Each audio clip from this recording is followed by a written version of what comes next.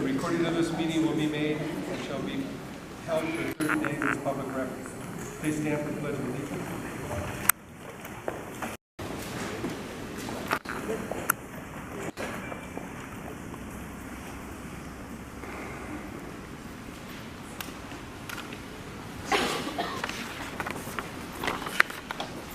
Roll call. I am here.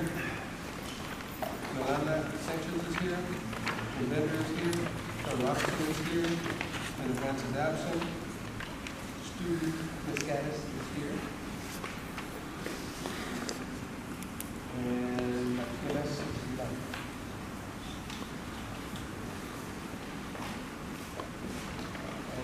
Entertain a motion to approve the agenda. I make a motion to approve the agenda. Second. Motion by Ms. Sanchez, seconded by Ms. Robinson. All in favor? Aye. 4 ayes, no absent. Student?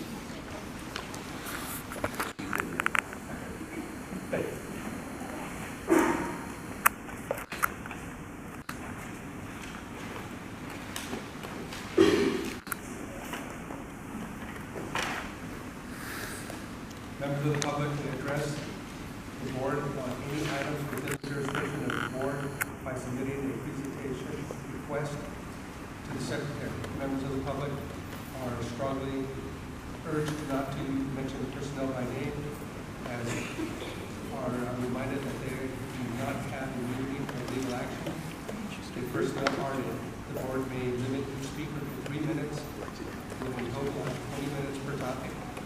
People wishing to speak on items that are not on the board agenda will be called upon at the time the item is considered.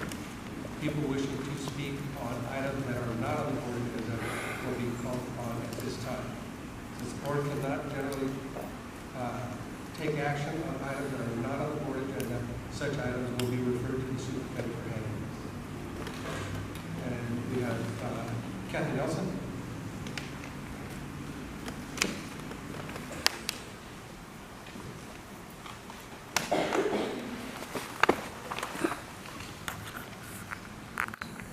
Good evening. Wow, my microphone is better than yours, Maria. Oh, sorry. I don't think ours ever works. I have been out for about 3 months on medical, and a lot of things have been rattling around in my brain just sitting at home. And one of those things is I've been thinking about the teacher retirement. It used to be that there used to be a district-wide like cake and punch type day. And now I know it's moved to each site, and each site honors the retirees. And I was just thinking, I'm not retiring, unfortunately, but it just seems sad that for people who have worked in this district for 20 plus years, nothing is done for them. Yes, they get a clock, but sometimes not even the principal gives them the clock at the going away party or occasion at each school.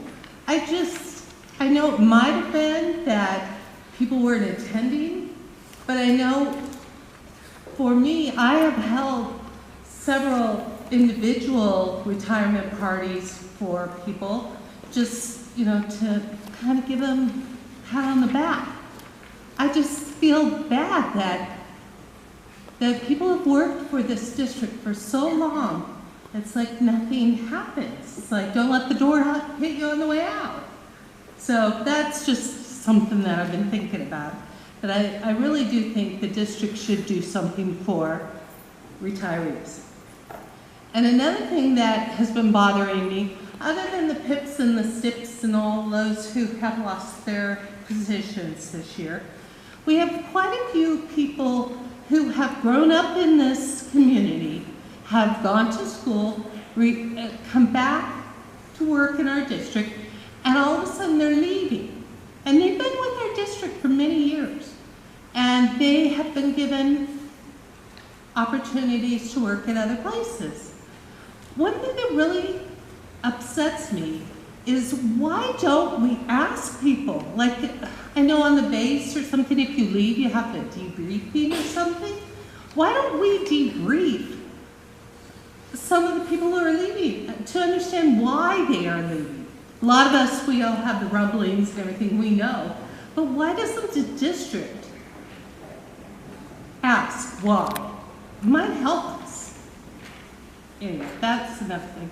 And I want to thank Laurie. I think she just is very deserving, or congratulate Laurie, I guess, very deserving of this teacher this year this year. She's awesome.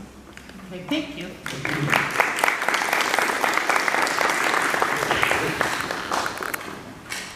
Do we have anything that we do for the retiring teachers? That is, several years ago, it did move back to the school site. It moved back to the school sites? And How do we go? I'm not sure on that. Yes, you can. they get a letter or anything Thank you, from the Johanna. board? They usually a nice clock with, I don't want to call it when I retire. I don't want to know nothing about time. Anyway, let's see if we can work on something there. Thank you so much.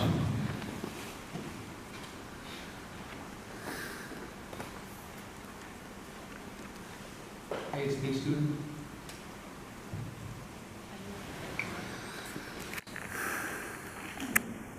Alright, so yesterday we had a blood drive, and thanks to John Greenlee, this all worked out pretty well. I want to thank those who were able to donate, and we've gotten a full count of 47 units of blood, which saved 141 lives. Awesome. And special thanks to Ms. Marques, who was able to give blood after losing cancer. So,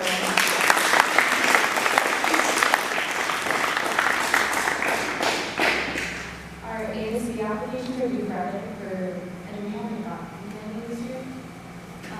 There are 10 yearbooks left for $8, and open enrollment for ABC Gold enrolled students is May 17th, which is on Friday.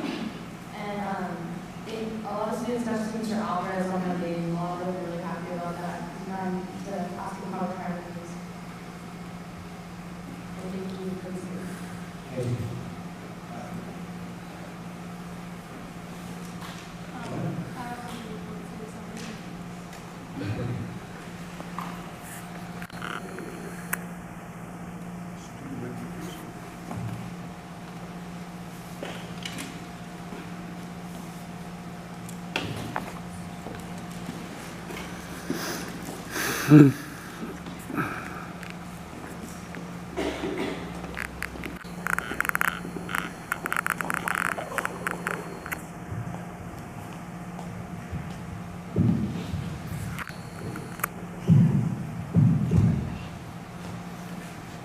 We want to recognize our student representative from the high school, Ms. Gaddis.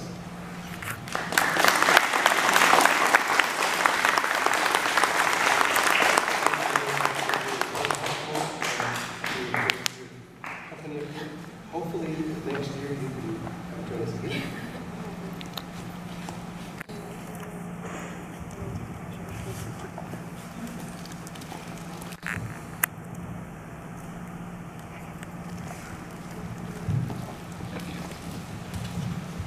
And we want to recognize Johanna.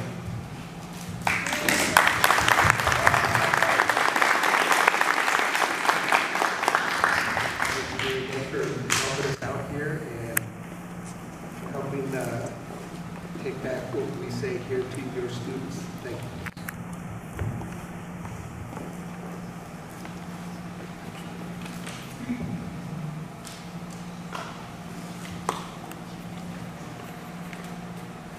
Good.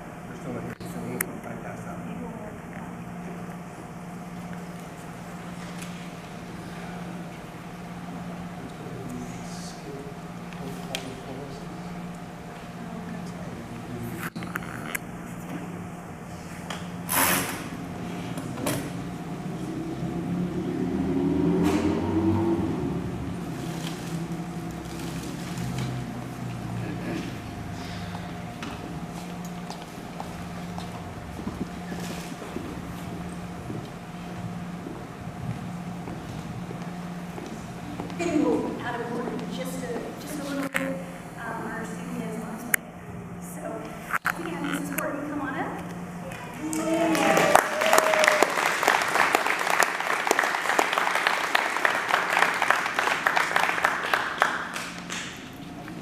Right here in front.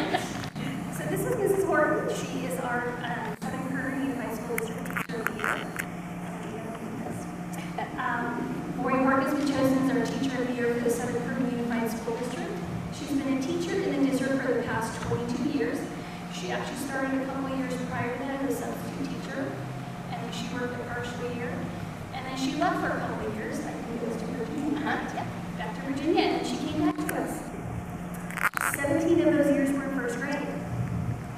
She also taught third grade, afternoon kindergarten, and most recently she was looking for a new challenge.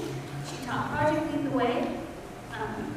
This past year she has taught the Reading Interventions Program for struggling readers. Along with teaching, she also has served as mentor teacher to many new staff. And I have had the honor and privilege of working with Mrs. Horton as teachers at Hamilton Elementary School, and then as the principal at West Park. Mrs. Horton is truly a teacher that cares about students and wants to see them do their very best. We'll also be saying goodbye to Mrs. Horton this year. She's going to retire. We wish her the best on her future adventures, and SKUSD is a better place because you've been here.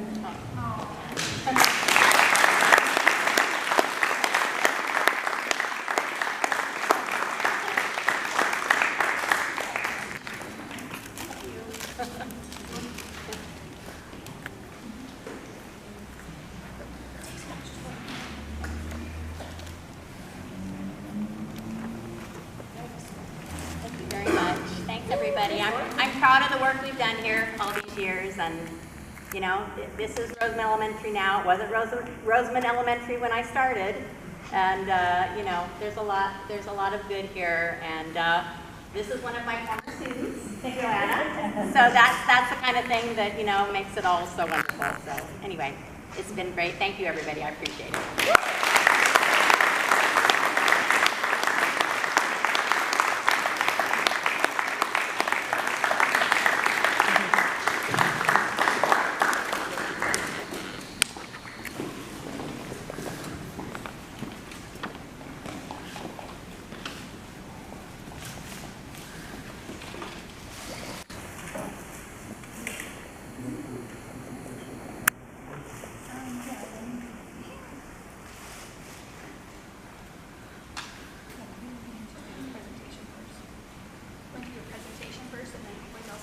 Would it be fine? Yeah, you want to do your presentation, and then hopefully they'll slip in here in a few minutes. Oh, they're not here. No, They're not here. Oh, do my end of bond presentation. Yes. Right. Perfect. I think I can do that. Take enough time. Yeah, I will do that.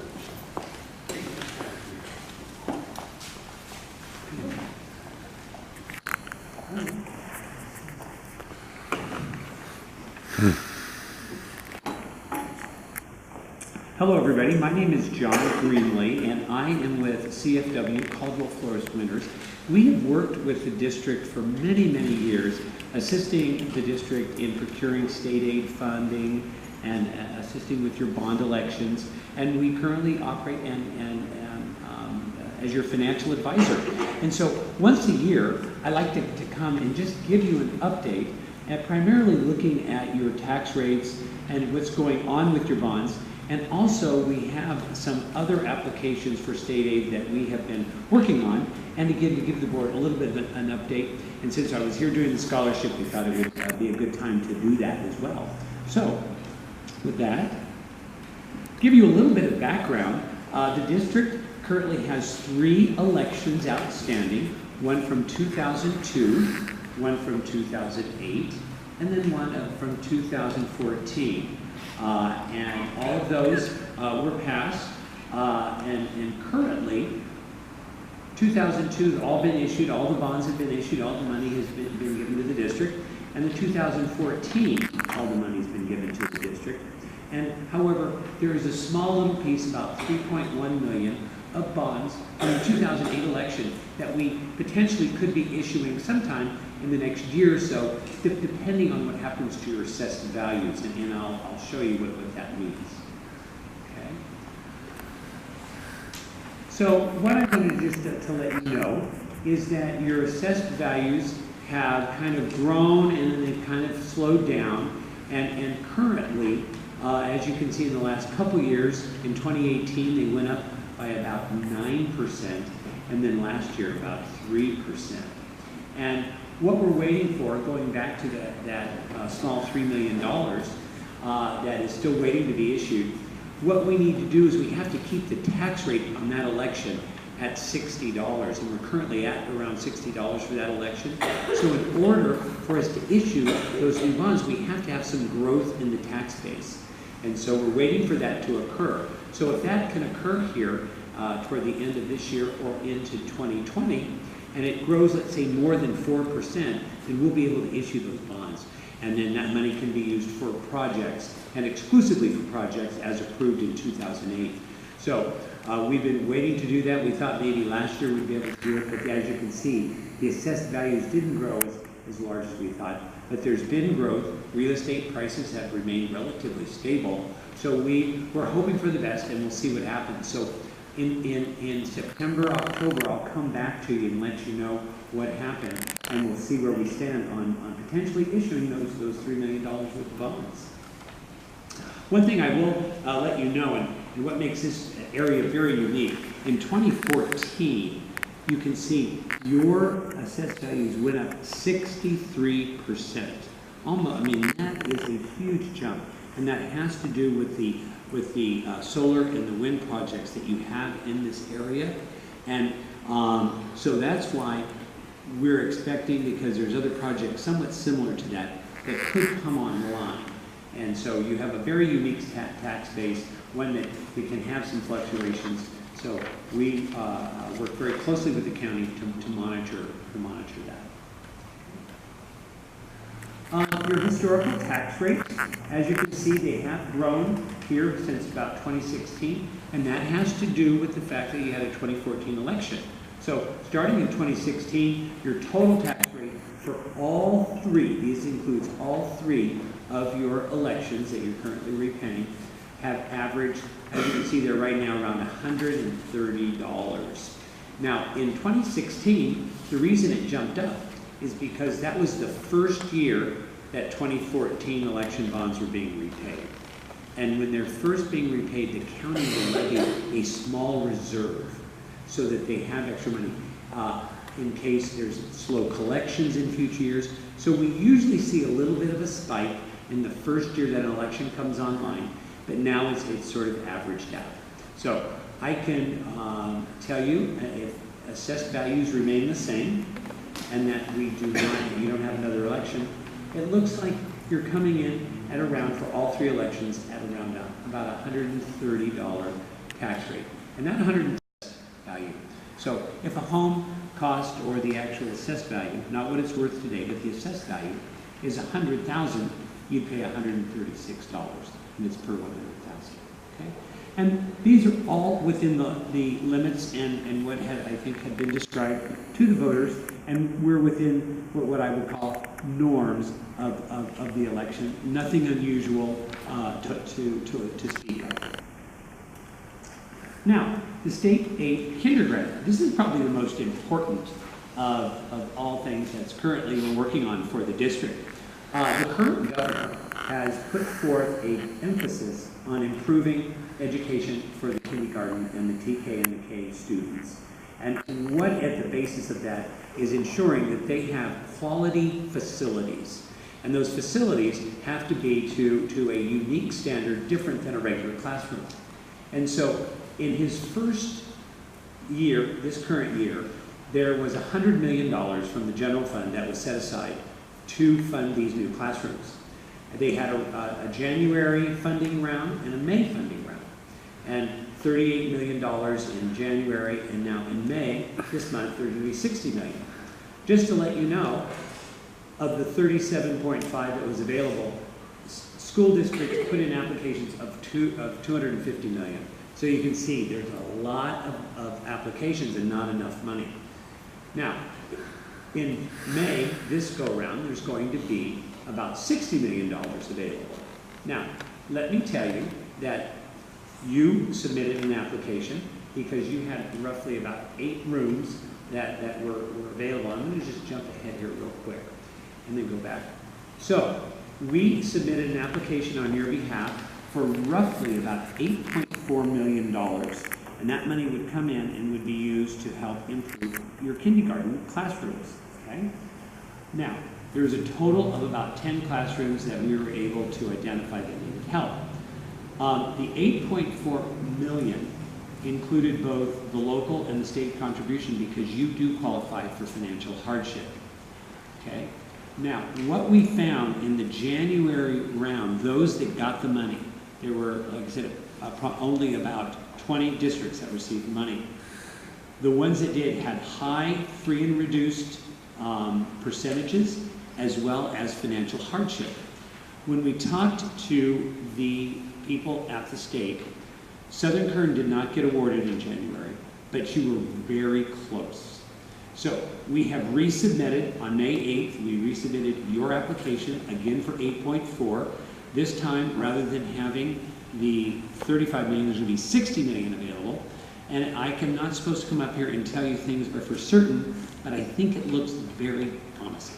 So we're very excited, and we hope that we'll have that.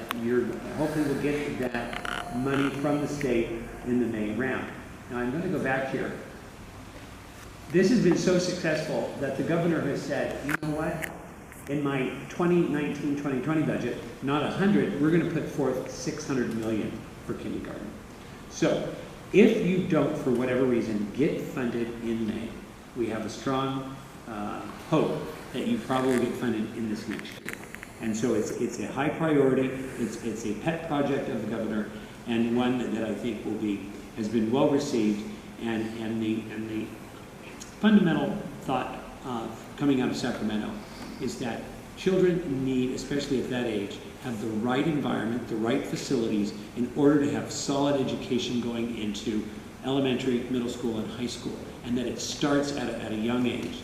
And so those rooms need to be sized correctly, they have to have the right workspaces, they have to have the right bathroom facilities, all of those things that go in that make it unique.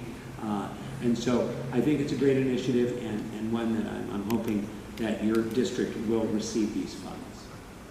So hopefully by the end of this week. So we submit in May. We will find out probably, let's say, mid-June, end of June.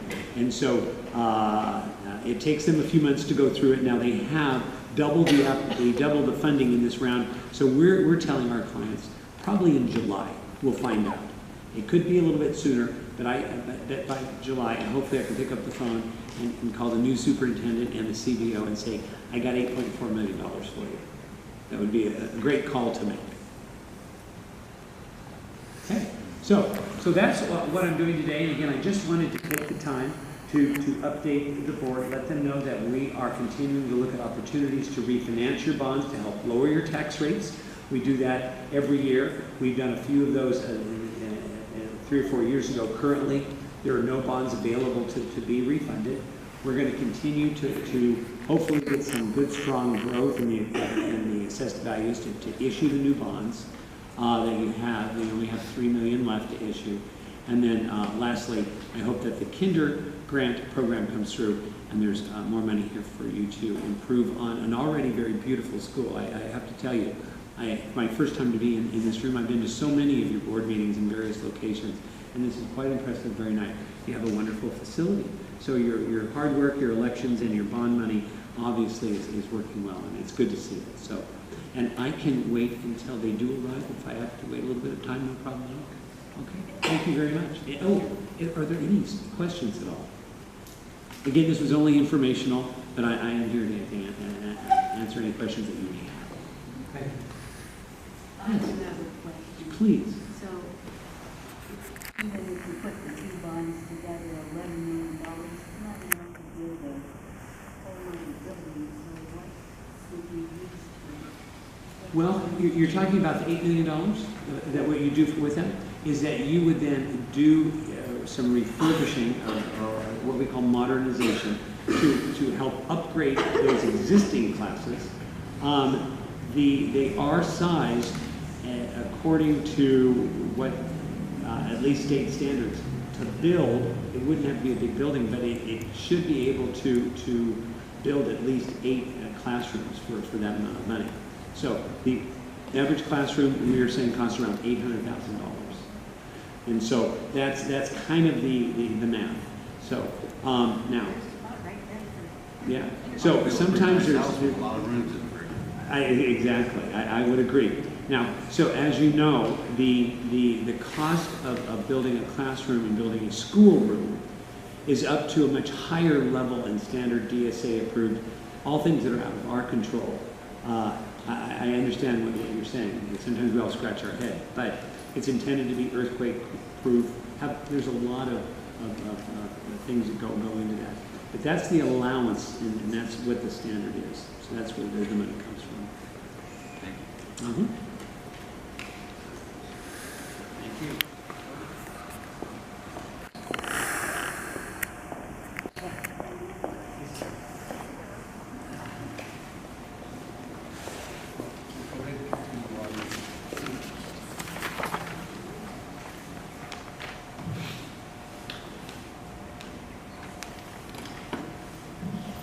Board applications.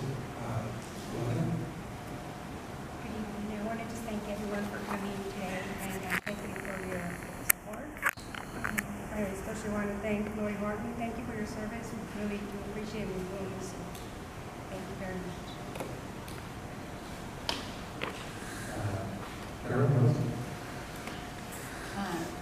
Well, I want to wish you all a late Mother's Day. I know that if you are a teacher and you're also a mother, that's a challenge right there. I did that. And so happy Mother's Day, great. And I attended the valedictorian honors banquet, and I was really impressed with the number of students that had 4.0 or greater. We can't hear back here. We can't hear. Sorry. Anyway, I attended the valedictorian banquet and was impressed by the caliber of the students. And I want to say congratulations to them. And the thing that impressed me most about them is that they all had goals for the future. We all knew where they were going. So I want to encourage you, if you're not one of those top students, you can still set goals for yourself and try to reach higher, because if you don't ever set any goals, you won't ever get anywhere. And so set some goals. And then, and thank you to the valedictorians for visiting our elementary schools and inspiring the kids that are coming up behind you. And congratulations to Laurie, and also want to recognize all the other teachers and how much we appreciate everything that you do. Thank you, teachers.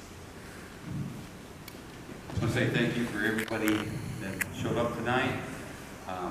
Appreciate you guys coming out. I know we all have a busy, tight schedule, and it's nice to see you out here voicing your opinions. Thank you for coming up with your comments. I'd really like to get a little bit more involved in that. I like it when somebody comes up, I like to address it and let you know that I did hear you, I understand you. We'll see if we can work and do that a little bit better. Teachers do need a big recognition when they get ready to retire. Thank you for a Teacher of the Year. What a great honor it is to have you in our district. Thank you so much. I hope that lovely clock that they said they gave you doesn't have an alarm on it. Don't set that thing. Sleep in, enjoy your retirement. Thank everyone for coming. And Laurie, thank you so much for the many years of service you have given us. You actually inspired a lot of teachers. So thank you. I also attended the valedictorian dinner, and it is just amazing at the caliber of students that we have in our schools. Not just the valedictorians, all of them. We have students that achieve so much that it's what makes Roseman Road. And just want to thank everybody, and with that, we'll say adieu, and we will do it right. Yes, you're up. Good, thank you.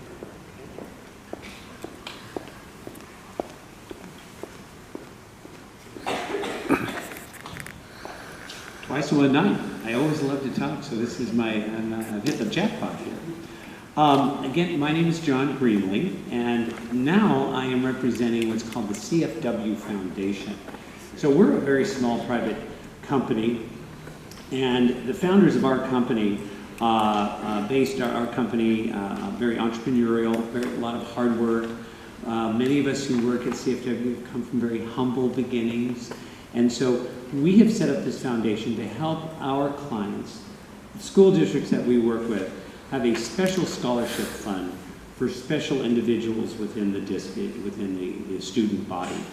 And what we do is we actually talk to and ask superintendents, counselors, principals, who is most deserving. And our scholarship doesn't necessarily have to go to the 4.0 or go to those that are always on the fast track, that are very obviously going to get scholarships.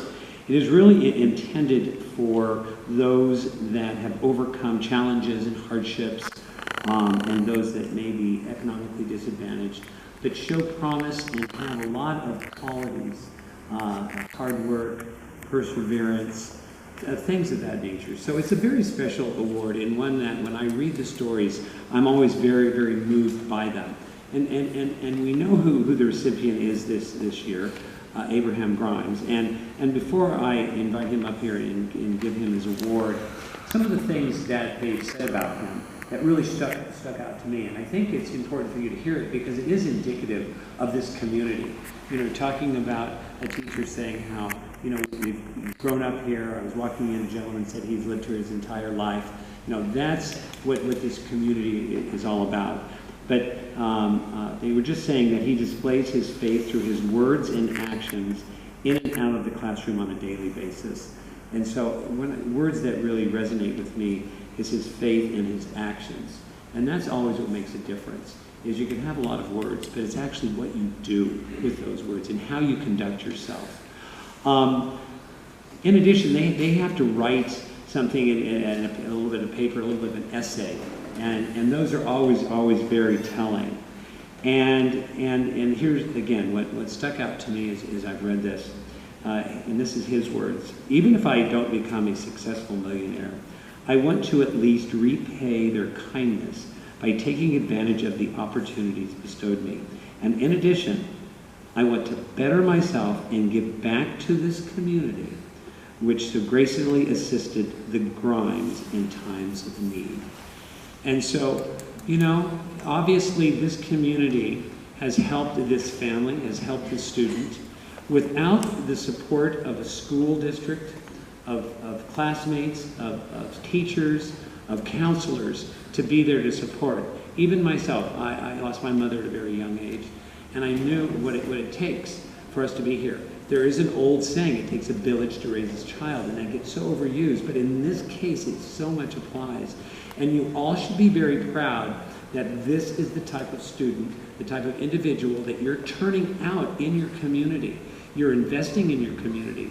We talk about these elections and investing money, your taxpayer dollars, into creating environments, but also, in addition to making the buildings, you're doing things internally. And so, you know, you can pat yourself on the back because you're doing the right thing.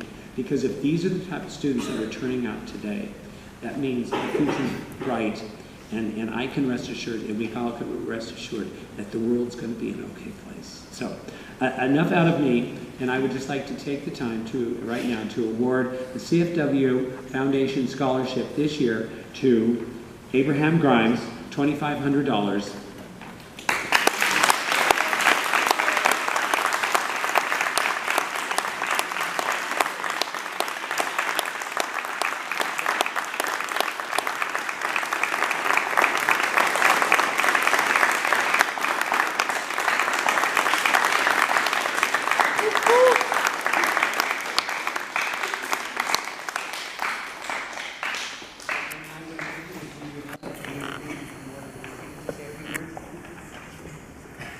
I don't want to put you on the spot.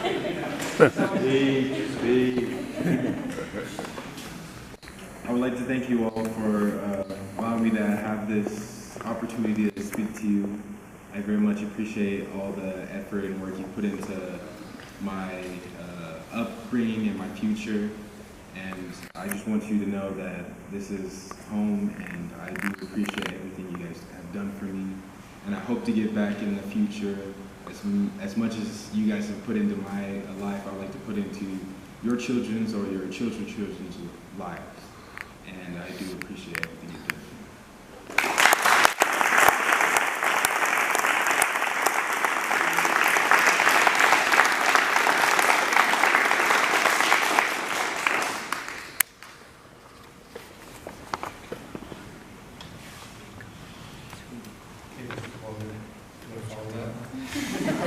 That's a tough one.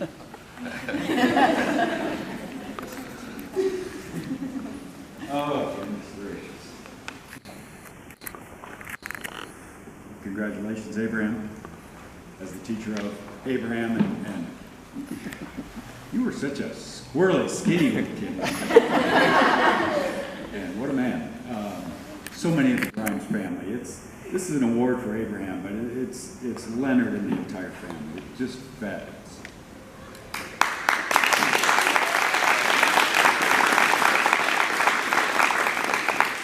And Mr. Greenlee, I want to thank you. I've sat through several of these bond presentations from Caldwell Flores.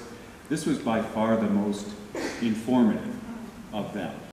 I understand the budget, but it made it easier for me to understand what was going on, and I think for the audience it was better. So thank you, and I hope when there's more presentations from your firm in the future that you're the one doing it, because it was outstanding. I did have one question. I think you answered it. I'm sure the bond money for the kindergarten and the TK is pretty much strictly facilities. My question would be, is there class size reduction monies tied up in there for reducing the number of students in those classes so that we can continue to do an even better job with those students? But I'll be talking with the district administration more about that. But thank you for such a good presentation. Congratulations to Laurie Horton. Laurie, there you are. 22 years in Southern Kern, an RTA member throughout that entire time. No, I don't have a gift for you. I do give you my thanks and my admiration for everything that you've done for our students, and there's no better gift than that, so thank you very much for all of your service. And we are, it's always tough to lose our outstanding veteran teachers, but you've done an outstanding job. I wasn't even going to make a presentation tonight. I literally was going to have no report, but unfortunately that's not going to happen. What's next? Now to some of the less positive stuff, I'm sorry. On item 8A on your board agenda tonight, again, personnel, we see more resignations of teachers leaving our district. The one to point out, of course, is Master Sergeant Taylor from our ROTC program. My question is does this signify the end of our ROTC program? We see this on a board agenda, but we have no information. I don't know if the students have information. I know the teachers don't have information other than what I hear through the rumor mill. I would rather hear it directly from the district and the board. Now that this has occurred and we do not have any personnel for the ROTC program, what can the students and what can Roseman High School expect in that area? And I've been saying, I appreciate the board putting up with me time and time again, saying the same things over and over again, but if this signifies the end of the ROTC program, you've heard me say over and over as we cut the elementary PE program, that signifies the end of it, and I can tell you it won't come back in my time left here in Southern Kern, unless the board takes action and does something about it soon. And, kind of tied to that right now, we all know that this is the toughest and busiest time of year. May is always crazy for all of us trying to get everything done that we need to get done. And I am just getting nothing but a ton of anxiety and frustration from the teachers. I literally right now have a full-time job just dealing with email. but yet I have 5 classes to teach, and math league programs to run, and athletic programs to run, and promotion to prepare for, and I'm having difficulty responding to all of that anxiety and concern. And if I don't have information from the district, it makes it even more difficult. So we need to continue throughout this process and throughout this transition to try to make sure we continue whatever communication we can have and increase our communication, which is something that I've continued to bring to the board and to the district to say, without information, all we get is more and more anxiety and frustration. So hopefully we will get through this next month. I know we will. We will turn the corner. Things will improve, but every little thing we can do between now and then will be a tremendous help. Thank you.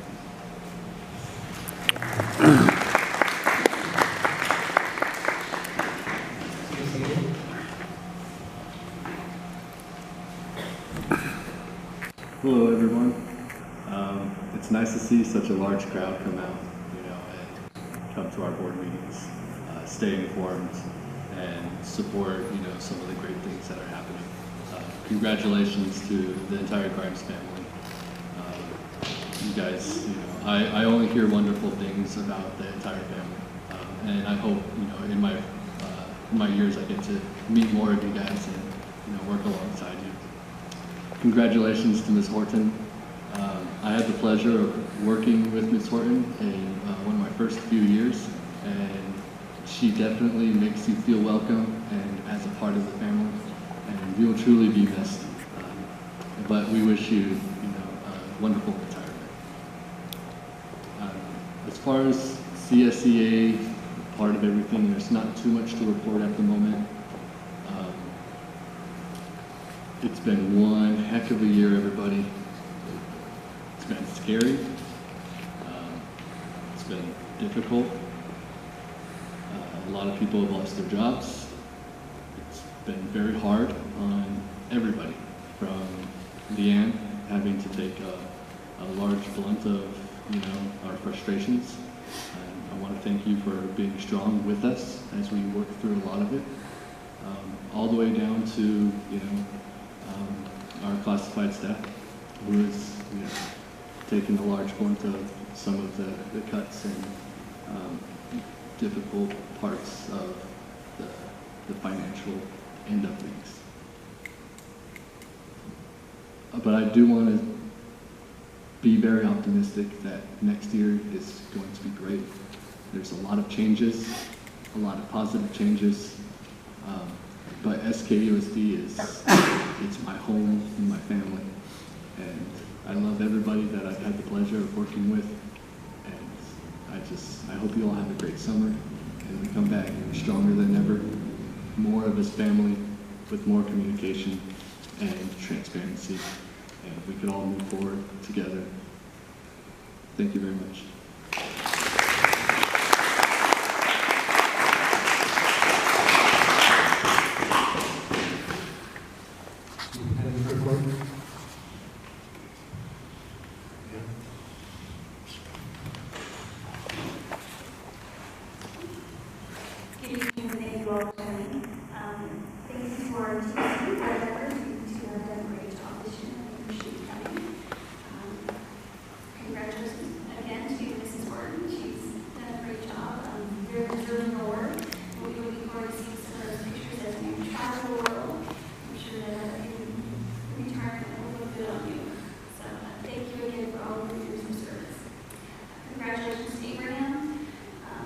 Great student, great athlete, just all around great person.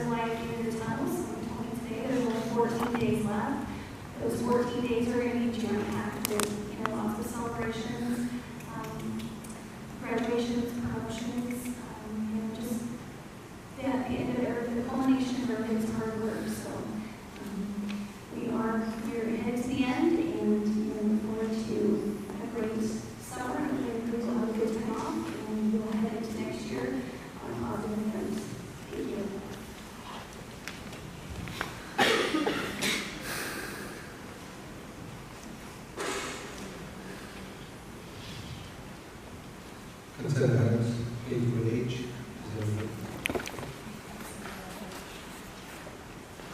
Sorry, you're on.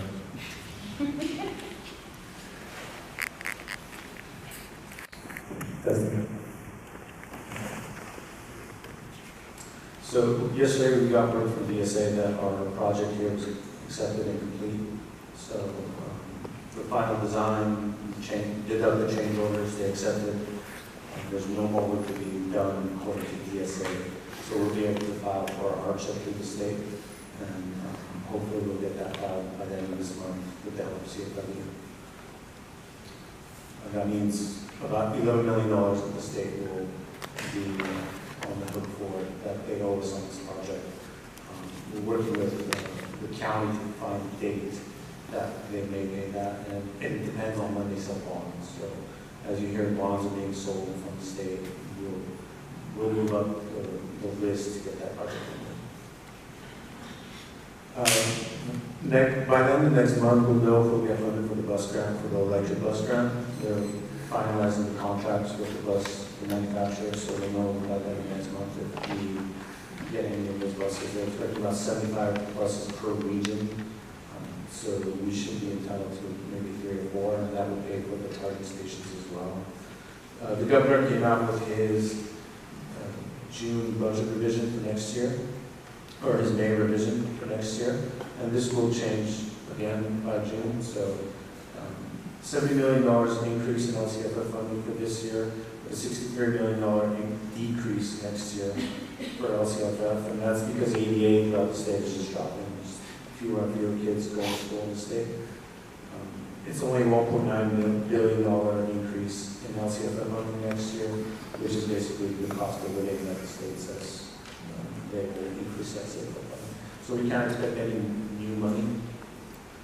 There are some special ed dollars tied to it, but those are for the entire state, $696 million. So that won't be a material difference for us. It will have something that pays down CalSTRS liability, but it's only about 0.5%. So again, it won't be very material for our budget next year. RHS classroom renovations are almost finished. It's taken quite a while just because the parts have been hard to come by, the cabinetry and the countertops. We wanted specific countertops for science purposes, so those took a long time to deliver, but that should be completed this month. And we've had a lot of rain this last few months, and we expect more rain coming up. We only have 3 people in grounds right now, and they're doing as hard a job as they can to take care of weeds, but it's just an impossible task right now. They're trying as hard as they can to get to all the weeds as they can. I've asked them to prioritize as much as they can, and basically curb appeal for the schools. But there are going to be parts of the schools that they just can't get to just because they just don't have the time. So I really want to commend them for the work. If you own a house and you know the weeds have been really just out of control this year, we try to spray as minimal as possible. We try not to use weed killer as much as we can.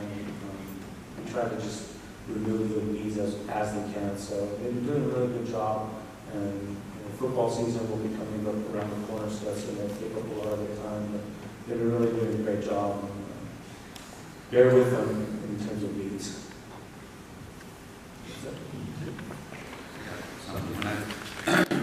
When I was in school, we had a summer program where we could hire students.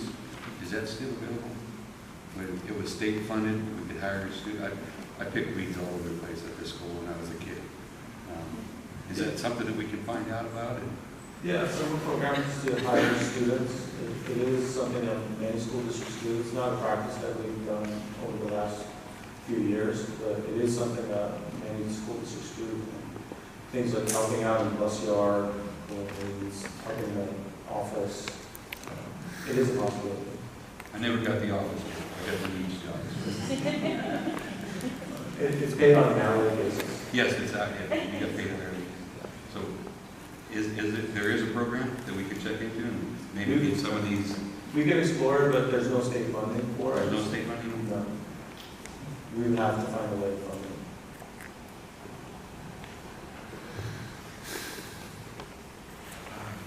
So that was 8H, so we need to ask questions on.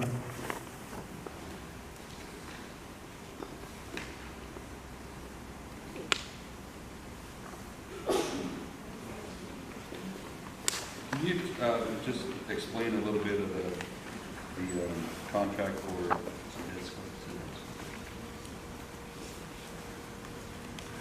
So we contract with Sodexo to do all our food service procurement. So they purchase all of the supplies, they put our menus together, and we only pay them on the meals we serve. So they don't provide anything else for us other than that. They do have a staff at our office, Reagan. She basically helps answer questions about preparation and nutrition information and ordering. But the contract with Sodexo is basically procurement of foodstuffs. If we don't do it through Sodexo, it would be through a co-op. But the advantage of Sodexo is we only pay for what's served, we don't pay for waste. And also, the rates they receive from wholesalers are much better than we would expect to get through a co-op. Because they are a $50 billion corporation, they have advantages that we would never be able to have. Just an example, last year, Gold Star that distributes most of the food that's certified in the state to be served. Gold Star had shortages just because of supplier shortages, and they prioritized Sodexo customers over all other customers, even LAUSD customers. So that was one advantage of it. But for us, it's, they have a nutritionist on staff. We can consult with them. The nutritionist makes the menus, puts it together. They're very flexible in terms of menu items. And for us to be able to do what Sodexo is able to do, we'd have to hire more staff to, basically we'd have to have a nutritionist on staff, which we're not able to. We wouldn't be able to afford it. But that's generally the contract that we have with Sodexo. And before it even comes to you, it's a contract that the state generates. So the state generates a template, we fill out the information, we send it back to the state, they look at it and make sure it's compliant with all federal and state laws, and then they say, okay, we're not even sign this contract. So it's basically gone through 2 months of oversight before it came on the agenda. And the rates have only increased according to CPI, so inflation for the Western Hemisphere. It's around 3.5%, 3.5%. Is it profitable? Are we being able to pay our employees through that? The food program used to be profitable. We used to have reports that it was profitable. They paid money. Right. Are we breaking even? Are we able to pay? So I think a large part of why we started losing a lot of money in food services because the meals weren't charged. All meals were, there was no charge to any meal that was served. When we became a community eligibility provision school, our meal reimbursement rates went up. So we're expecting to break even in food services this year. The following next few years, we're expecting to have reserves in our fundraising. But if we weren't to procure through Sodexo, we would have a smaller selection, and that could result in lesser participation, which would drop revenues in our food service. Participation has gone up across the board in all schools, breakfast and lunch. And I attribute it to more selection. They are able to respond to what students want. But also they serve USDA food as well, so USDA commodities are what the government provides at a discount, and we're able to incorporate that in our meals as well. Do we make money? It's hard to say if it's profitable. And the hope is that the state doesn't want you to profit in your food service operations. They want you to break even at the worst. It's not meant to generate any kind of revenues for a school district. But for us, that would be beneficial just because we do need a lot of equipment and we do need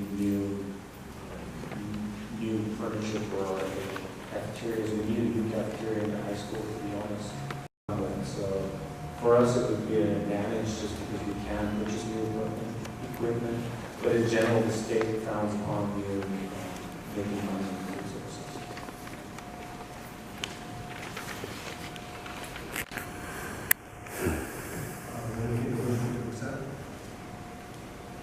Motion to accept consent items A through H. Sanchez, seconded by Mr. Bennett. All in favor? All ayes. No absent. She likes to sell.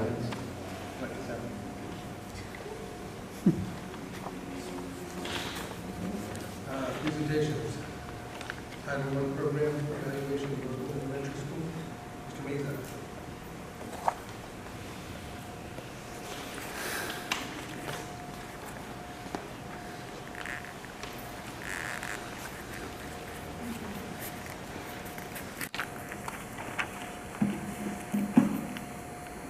Good evening, everyone. Board, Leanne Marques, the Grimes family, again, congratulations. I know you guys through Liberty, amazing young lady, and it goes to show what family does and takes care of each other in the community, take care of each other. So congratulations on your recipient of your monies for college to use how you feel appropriate. So congratulations to the whole family. Laurie, I got to know you as a kid. A long time ago. I got to work with you as a colleague at West Park. Everything you do and anything you do is always with kindness, both with your words and your actions, so I appreciate you. You will be missed, but getting to know you and knowing you through my entire, from being a kid to an adult, working with you, I appreciate you. Hope you know that. All right, so I'm presenting on Rosemont Elementary's Title I programs tonight. And so, if you guys turn over here, it's bright blue with red, so here we go. Information that I'll give you on the first Title I program that we have is the Read 180 System 44. It's an intensive reading program intervention that gears from 3rd to 12th grade. The Systems 44 program focuses primarily on foundational reading skills through systematic instruction in phonics, decoding, word recognition, and writing. And then the Read 180 is a comprehensive system for raising achievement in struggling readers in the 4th grade and up. It provides individualized instruction through teacher-directed lessons, adaptive software, and independent reading. So the survey that I did was a qualitative survey, not a number survey, so it was more to see if the program is working in the classrooms when they apply it back into the classrooms for the teachers. So this is just a highlight of what that looked like. And so this survey was sent out to where the Read 180 Systems 44 is being employed right now. So 3rd grade uses the Systems 44, and right now currently we had a pull-out program intervention for the Systems 44 where 4th and 5th graders were taken out of classrooms and an intervention program. So two of the highlights that I found noticeable in this were, the question was, are students increasing achievement in their grade level readings? And this was issued out through the teachers in 3rd, 4th, and 5th graders. So yes, 8%, 8.3% yes, it was, there would increase in achievement. 50% said not at all, and 41.7% said somewhat. If you look at the bottom one, how well are students able to read independently with the skills that they are learning in Read 180? 67.7% said slightly, 25% said moderately, and 8.3% said not at all. So obviously there's still some things to work out with the way the program is working, and next year it will be employed back into the classrooms for that. So we move on to the next one. This is the iRead program. It's a digital foundation reading program designed to close the achievement gap early and takes place in all kindergarten and 2nd grade children on a predictable path to reading proficiency by 3rd grade. And so two of the iRead highlights that we found in the survey, and the iRead was again given out to the K through 2nd grade teachers. On average, how independent are students with using iRead? 100% said that their students could independently use this program individually. They can log on and participate within the program. The second one right below says how knowledgeable are students after working with the iRead program so far in their vocabulary building, because we know that building vocabulary at an early age is a predictor of future reading and fluency. And so 33.3% said slightly, 44.4% said moderately, 11.1 said not at all, and again 11.1 again in the quite range for that. The other one that we have here is paraeducators. Paraeducators this year, we were given paraeducators to the site, and the site could use those paraeducators as deemed appropriate. And so we, as a staff, felt that the paraeducators would benefit to be used more in the lower grade levels. And so TK has 3 paraeducators at this time. Kindergarten has 2. First grade has 2. And second grade has 1, and we used 1 for the PE program as well. Because it wouldn't be fair if the PE had 52 kids outside with only 1 adult. So we divvied up with the lower grades rather than expanding them into the upper grades. And so looking at this qualitative survey, the paraeducator in my classroom spends the majority of their time, 50% said, working with individual students, 42.9 was working in small groups, and a small percentage, I believe it was like 1.5% doesn't show up there, was grading papers, and that's the papers that are being graded in the classroom while they're doing either assessments or whatnot. How knowledgeable in the course content is the paraeducator in your classroom? 78.6% said extremely knowledgeable, 21.4% quite knowledgeable, and we know that paraeducators in the classroom are usually listening to the instruction anyways. That's going on, so they can adapt the curriculum that they're being taught by teachers and implement it in small groups or individual learning for those students. And that was my presentation on Title I. I do have the entire survey that I can email out to you guys if you want to see the whole thing. So I'll be doing that as well too. So, okay. Thank you.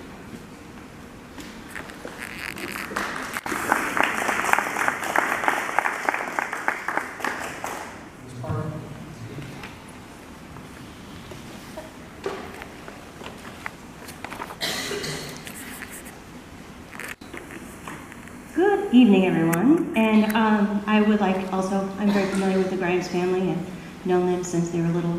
Congratulations, Abraham. So excited for you.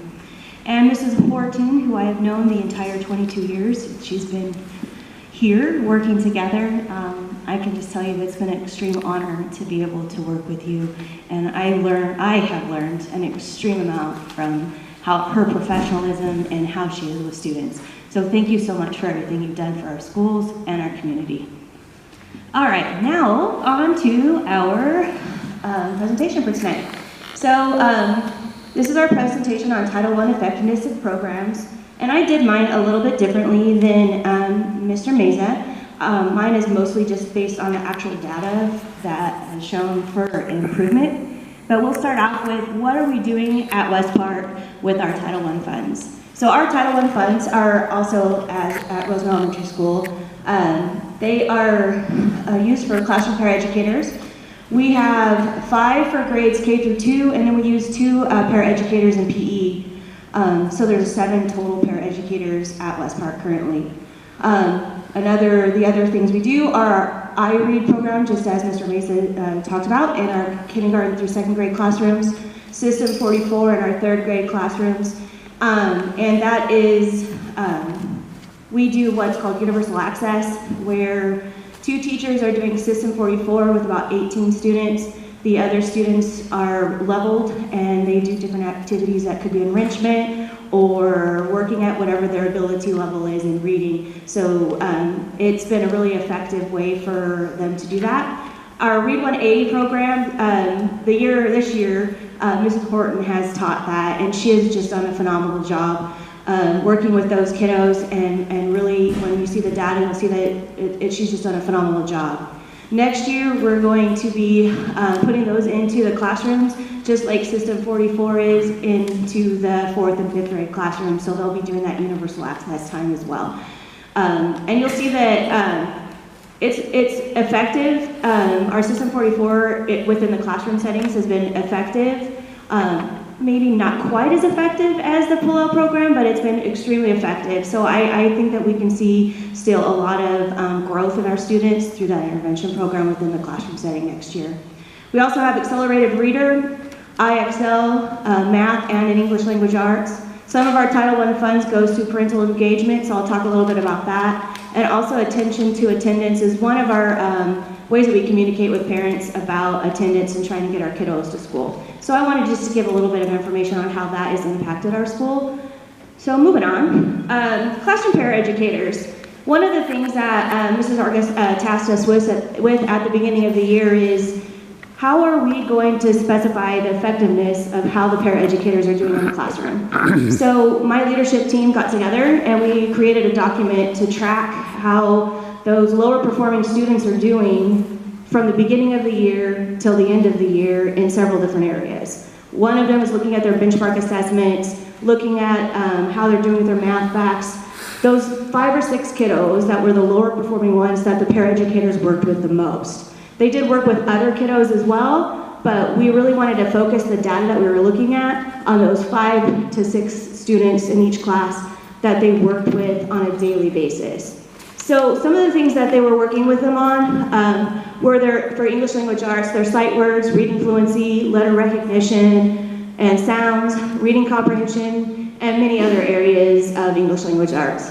In math, paraeducators work on number recognition, cardinality, relationships, math facts, addition and subtraction, and every aspect of math. Our PE paraeducators work with groups so that the 2 classes that came out to do PE could be split into 3 groups rather than just one huge large group. So they were able to really work on all of those skills that they really need to know for the PE standards. So when we look at our classroom paraeducators, the data that we collected so far that I was able to get is from August through March.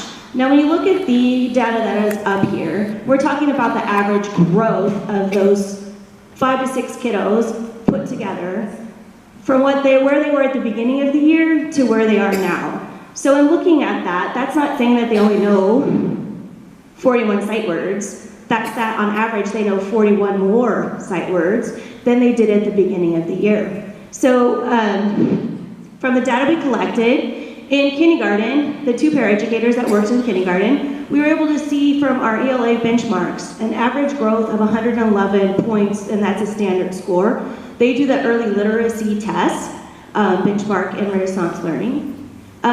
For letter sounds, for lowercase, they had 37 increase of letters uppercase, 36 on average.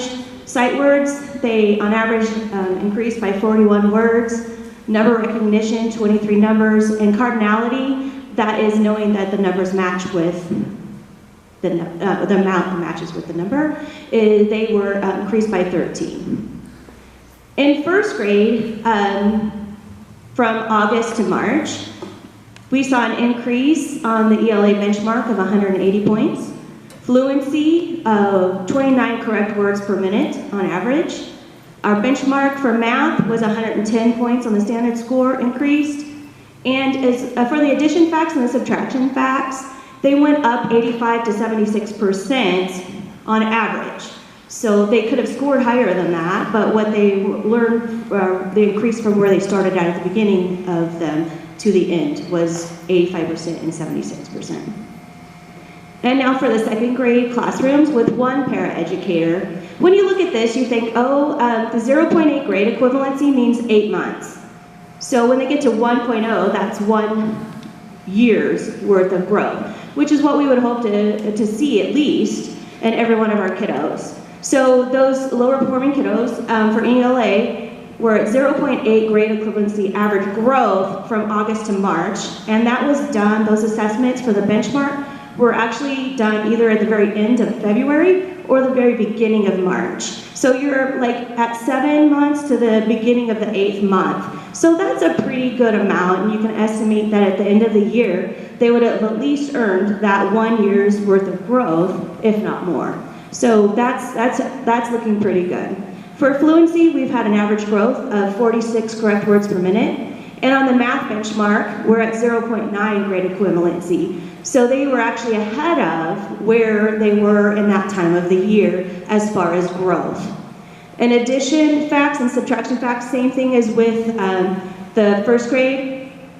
So it's 71 and 63, which doesn't look as good as the last page, but they probably started a little bit higher and had more expectation as well. So the addition facts that they were required to know may go up to 12, whereas in first grade, it may have only been up to 10 or 15. But they also, you're counting for the average growth. So they may have started with knowing 5 with no problem at 180% correct, and now they're at 15 or whatever, so there's a certain amount of growth there. So it's actually a lot better when you look at the actual data than what you're seeing up there. So for iRead is the intervention program that we do in kindergarten through 2nd grade.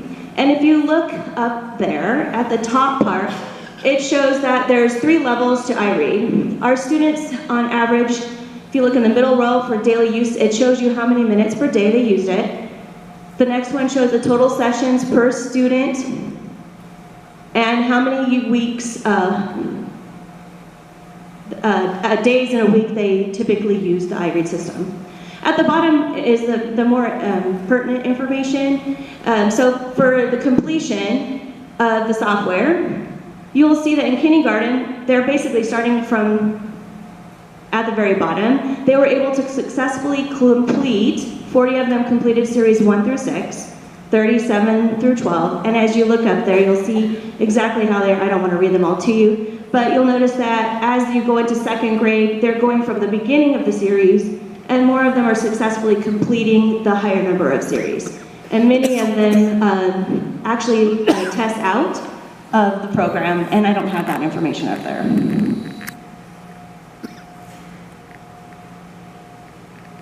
All right, now when we look at System 44, which follows after iRead into the 3rd grade, and this is the program where we have the 2 3rd grade teachers that teach System 44. Each of them have about 18 students in their class, and then the other students go out to the other 3rd grade classrooms for instruction at their level. So I determined to, this is based on the data from August again till February. When they did their last assessment, they hadn't done their last one for System 44 at the time that I was putting together the data. So we had 16 that were able to grow 0 through 100 Lexile growth, 101 to 200 were 9 students, 7 students were able to have a Lexile growth of 201 to 300, and 4 students had Lexile growth of 300 to 400. On average, there were altogether actually 243,166 words read in the System 44 program this school year so far up to February, so we know that's probably even higher now. And an average Lexile growth for all of the kiddos that were in the program was about 147. So that shows some pretty good information that the program is working. They are growing, and it's very successful. Now, when we look at the Read 180 information for 4th and 5th grade, in 4th grade, there were 38 students that were going to Read 180, and you'll see again that we have the Lexile growth. 2 students were able to completely test out of System 44, so their information was not included at the bottom in the average Lexile growth of 120. 37 students that were able to participate in Read 180. But I think that does include the 9 that tested out. But you'll see that the 9 that tested out are not included in the Lexile growth at the top, and they're not included in that average Lexile growth at the bottom. The program that we used to help boost reading comprehension and the love for reading, students are given, they have to earn a certain amount of points, and they reach their points, they get prizes and different things throughout the school year. And this year we added that they got some kind of quarterly award. Last time they got popsicles if they were able to reach their goal. But we do all kinds of fun things for them to try to get them to reach their goal and keep on reading. On average percent correct, you'll see for each grade level. In kindergarten there were 140 kiddos participating. 1st grade was 153, 2nd 138, and so on. Average for all grades correct was 78%, and the total points earned for West Park this year were 21,166 points in AR. So that is fabulous as well.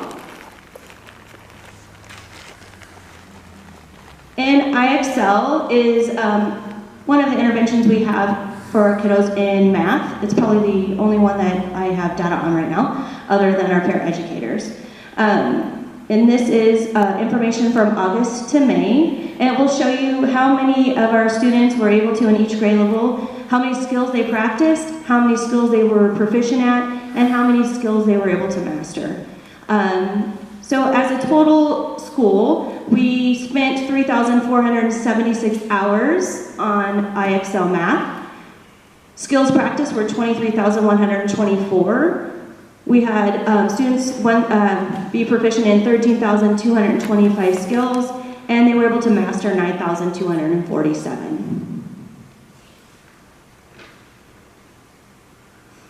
Now we're going to, I think I skipped the English Language Arts one, or did I just read that one on accident? I think it was the math? I don't know. So this is the information for the math, or for IXL also has an English Language Arts portion, and this is the data that goes with that. It's very similar.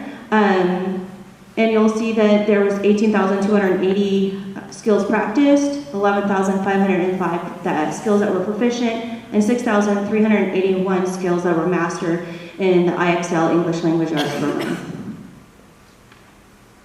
One of the things that we at West Park are very proud of is our parent engagement. I feel like we try to do a lot of activities to get our parents involved in our school.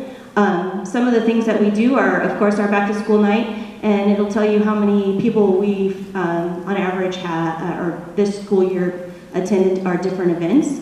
Parent conferences, our fall festival that was put on mostly by our PTA. That wasn't quite there yet, but all of our wonderful parents helped put that together along with our ASB. And we had 425 people in attendance. Our Title I Parent Night, I'm hoping next year we'll have more parents in attendance. We'll just keep pushing that. We'll just have a couple more of them to make sure that we have everybody informed as best as possible. Our Wonderland Festival that was put on by our PTA had about 150 people there.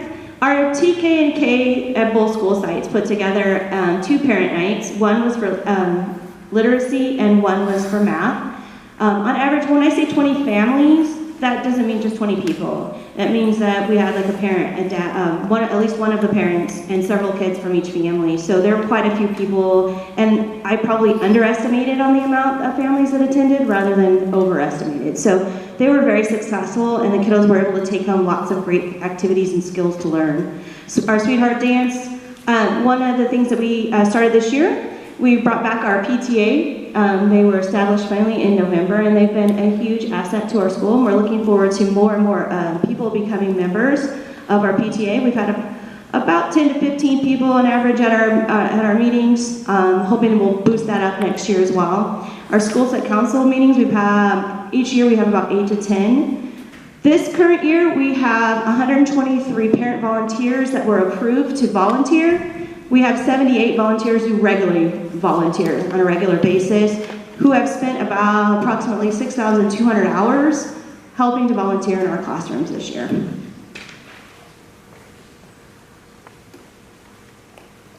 At the beginning of every year, we have our kindergarten meet and greet. Mrs. Thompson this year had a fashion show. Our first grade did a Christmas performance.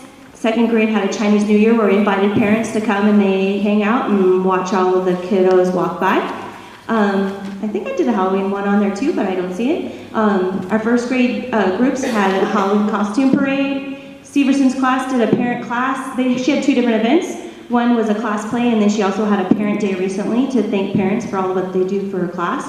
Mrs. Eubanks and Mrs. C. Jones are doing a play right now, and it's amazing. It's a Mother Goose character play, and the kids are able to learn all kinds of awesome things in that. And they're doing a parent night for that this Thursday. So we're expecting about 125 people for that. We had a science fair viewing. Tonight, I am missing out and so is Mrs. Horton.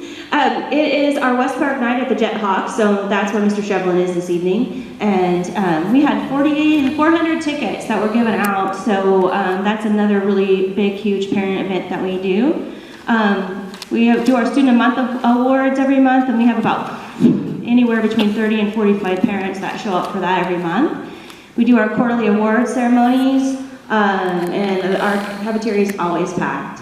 And then other classroom and parent events. I only listed things on here that I can honestly just really think of really quickly. I know we do a lot more things that parents are invited to, so I feel like we are moving in the right direction, and we're going to keep doing that and trying to find more things for our kiddos to do. Here's some quick pictures of some of the things that our parents came out to. I think we have our Winter Wonderland Festival up there. We have a community member at the bottom from the library that came out to read to our after-school program. We just try to include them. It's one of our Student of the Month award pictures of all of our kiddos, and I don't have the parents, but I have a picture of the kids because we always need those. We just try to do as much as possible. Again, our parent outreach is an area at West Park that we worked so hard on this school year, and I think that our data up here is going to show that. Our Wildcat Scoop that we do every month is our newsletter, and we send it out one time at the beginning of the month. And we have an open rate of 386 to 520, with an average of 468 people open up our Wildcat Scoop, which is pretty good. We're hoping to increase that next year just by promoting it even more.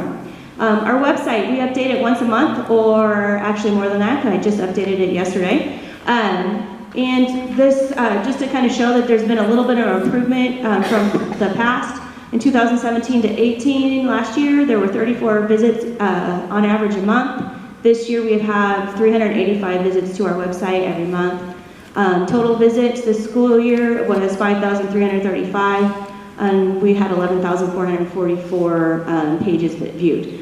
Again, one of the things that we want to keep promoting to our parents to check it out, because we always have all of our updated information on there, and it's just a great place to go if you don't know if there's a minimum day or anything like that. Just go on there and you'll know when everything is. Blackboard messages, we send those out 2 to 5 times a month. This school year, we've sent out over 70 messages via phone, email, and text. We also put things up on our Twitter, at least 1 to 5 posts per month. Flyers and notes home as we need them. And then we just added that A2A, attention to attendance, at the bottom.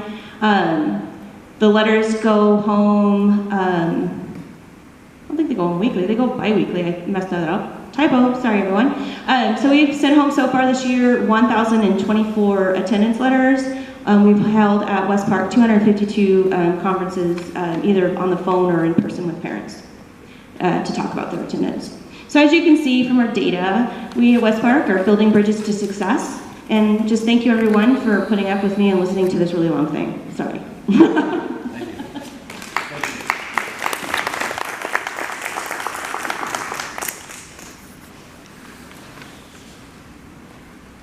Mr. Adams.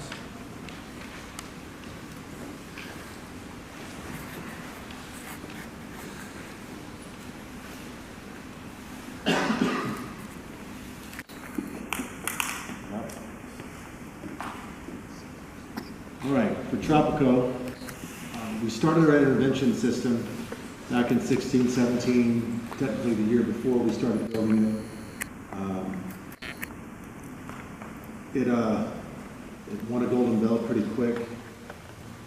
This is the way we identify our students for our intervention program. Recommendations from teachers, parents, administration, the students themselves sometimes ask for that help. Student success teams, parent conferences, IEPs, 504s. Grades, testing, and behavior are all the ways that we identify these kids that really need help at Tropico. The types of intervention, our academic support. We have tutors available for our students. We have a math support class, and we also employ Read 180 and System 44. And this has already been presented a couple times to the board, actually. And the main focus I want to look at here is our credit retrieval system. When I started at Tropico, students were not being held accountable for their credits if they weren't getting it. If they failed a class, they did not have to make it up for the most part. We changed that pretty quick, and we employed the opportunity programs. Mrs. Bourne, who was sitting up here, she's our opportunity teacher, and she had to leave to pick up her daughter, has been instrumental in getting our opportunity program to the next level. And it's a very difficult task. These are students that are severely credit deficient.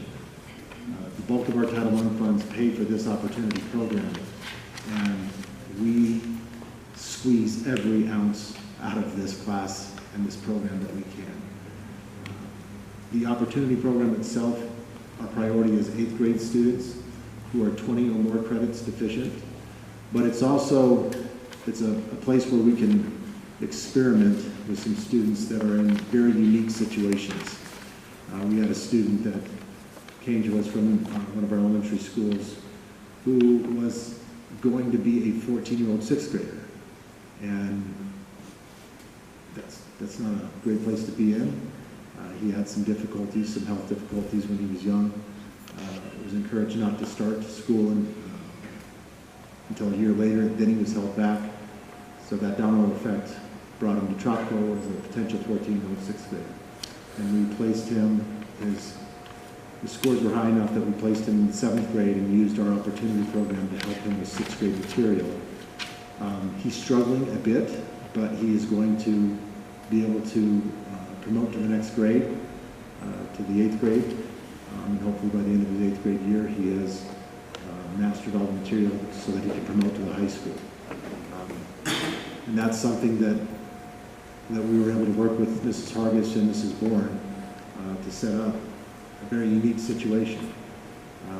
So our opportunity program is reserved for 8th graders who are 20 or more credits deficient. Many of them are 30 plus. Our intervention elective was new this year. Mrs. Bourne teaches approximately 16 kids, anywhere between 14 to 16 kids a year, self-contained class with her. And in addition, she takes anywhere from 4 to 8 other spots in her class for an intervention elective. And we found that was difficult, and those slots are usually reserved for 7th and 8th graders who are 10 credits, 15 credits or less deficient. So she could have anywhere from 16 to 26 kids in her class at one point.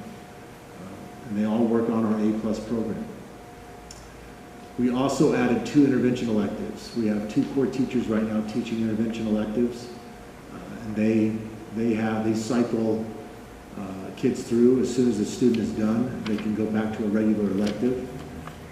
This allows them to make up credits, get themselves straight, ready for promotion, and if they do it soon enough, they get placed back into their elective.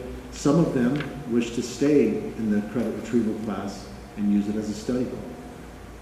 And generally that is very productive for them because they have an extra period to do their homework and stay current in their other classes. We also have after-school credit retrieval for 6th, 7th, and 8th grade students who are deficient credits and don't meet the 2 previous intervention requirements. Those spots are also reserved for students who are English learners and special education students in the RSP program who have failed either a history or a science class. The reason we have to put them in after-school credit retrieval is they don't have an elective slot. They can't take an intervention class during the day because it's either taken up with the support class or the English learner class. So we place them in our after-school credit retrieval with Mr. Salazar, and he works with them twice a week, and many of those students will pass their classes too. So in 2017, there were a total of 543 classes failed. In 18, there was 375 classes failed. So you can see the decrease in kids who are failing classes. During those 2 years, there have been approximately 2,500 or more earned credits. That's 500 plus classes with the A+ program. It is amazing to see how much Mrs. Bourne can cycle through her class. She has, in addition to just staying on top of the kids, she tries to make it fun for them. She tries to have competitions. She hands out piñatas filled with goodies when a student makes up all of their credits. She reaches out to parents on a regular basis to include them. She sends home communication folders, puts the students on contracts. She makes it it's a program. It's not just a class where they go and mindlessly work on credit retrieval. It's a true program that is meant to make them better students, because when they go to high school, if they haven't kicked that habit of just not doing any work, they're going to repeat the same errors.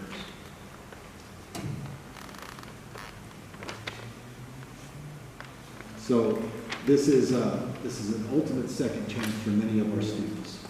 We have our number of students not promoting from Tropico has dropped approximately 2 to 3 kids per year since I started. The first year at Tropico, I had 44 students that didn't promote, that had and weren't able to promote. We're down in the low 30s now.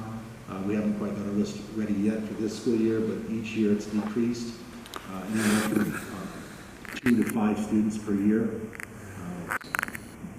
Much of that can be credited to our intervention program. Not just the opportunity program, although that opportunity program usually saves 16 kids a year from not promoting. But in addition, the intervention classes run by Mrs. Carlson and Mrs. Lyons this year have been phenomenal. They do a great job of getting these kids through and caught up. And it's the same thing with them. They offer rewards for these kids as they cycle through and finish their credits. But it is a program that has gained a lot of traction. It's very helpful to the student that just can't seem to get it right in the general education classes, and they get this second chance and opportunity. We've been fortunate to start with Leanne Adams back when I first got here, and then Nick Cantrell did a great job in it, and now Esmeralda Bourne's been here, and she's done a great job with it too.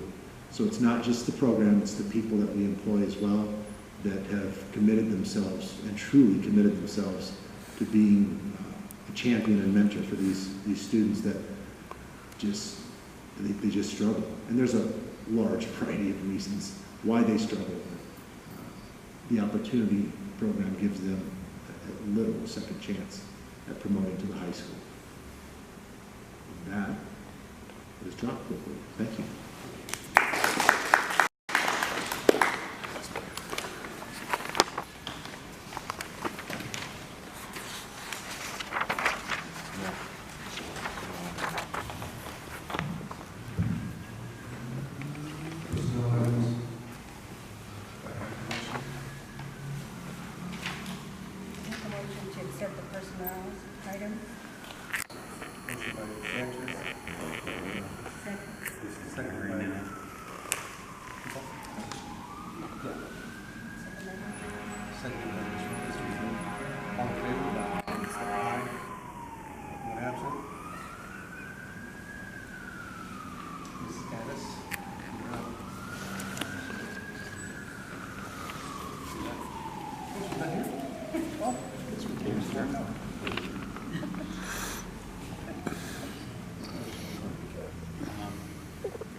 I've got one thing in my mind I need to get clarified on. You said that the state was going to get the food contract before we ever get it, and everything's worked out. And they never discuss equipment. I mean, if I only had to worry about food at a restaurant, I didn't have to worry about personnel or equipment, I can make a lot of money. Is there any negotiation on equipment cost? Not really with these contracts, no.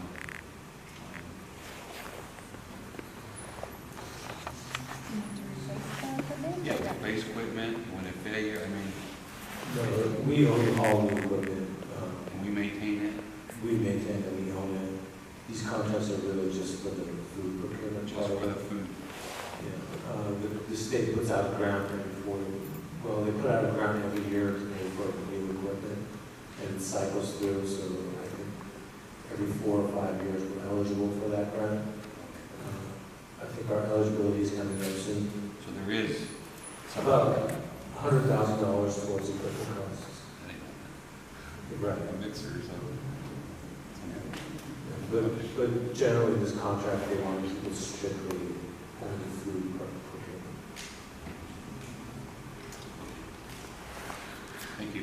I make a motion, we'll get your. Stacy said that.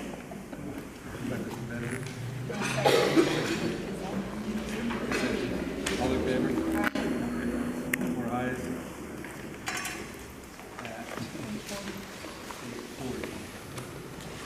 Thank you, everyone, for coming.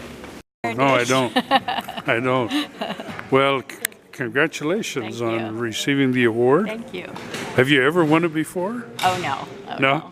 I'm so incredibly honored. Uh-huh. Yeah. And you've been here for many, many years. I've been in the district for 22 years, teaching for 25. This is my 25th year. Uh-huh. Yes. And what would you consider your greatest accomplishment? Oh, my greatest accomplishment is the kids. Okay. Absolutely the kids. Like I mentioned, Johanna that was up there as the rep for Tropico Middle School, and those things are just... What they've gone on and built on. Absolutely, absolutely. I have an invitation to go to another student's high school graduation next week, and I have pictures on my walls of when kids graduate from college, they send me their announcements, and that's absolutely the best thing, best thing ever, yes. That means to you that it's all been worthwhile. Absolutely. That's what it's all about, for sure. Well, tell that to the young teachers. Absolutely, yes. Yep. It's a very rewarding profession. And what are you going to do now for retirement? I mean, you're a young person. My husband has been waiting for 6 years for me. He retired 6 years ago, and we're actually moving to Prescott, Arizona. Oh, my old home state where I was born. Yeah. Beautiful. My mother went to school there too. Oh, okay. So beautiful spot. We've loved our time here, but we're ready for some new adventures. So. That will be good. Well, bon voyage. Thank you. Thank you very much. You're welcome. Well, I'm here with Mr. Grimes, and you heard all of the wonderful compliments about his son and family tonight. And I'm just going to ask him, what's the secret, Mr. Grimes? The secret is our faith. God tells us that bring up the children in the Lord, and they will be a blessing unto you. And I've been kept to that. Their mother who was golden and passed away, but she spent all her days investing into her children. So we've been truly blessed. They loved their mother, and so they did for her, and they're still doing. How many children were in your family? I have 9 girls and 6 boys. Good. And the youngest? My youngest is Liberty. She's over at Tropico, and she's with my Down syndrome, who's Janelle. We call her JT. Yeah, she's promoting, I know her. I've met her. She's promoting this year to be in high school next year. Yeah, that's great. So, there's light at the end of the tunnel then. If you're already in Tropico, you're going to be lonely.